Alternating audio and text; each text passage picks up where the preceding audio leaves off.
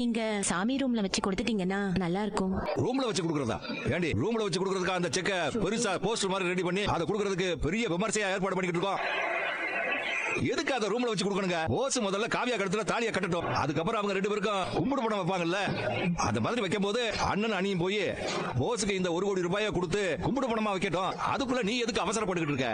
இவர் வேற நிலைமை தூக்கிடுவேன் காவியா, இந்த இடத்துல தூக்கு மாட்டி தொங்கிடுவேன் காவியா.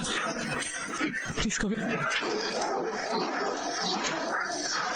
பாடுமா சாப்பிட மாதிரி நீ முடிவு Kavya. I love you Kavya, I love you, I love you Kavya.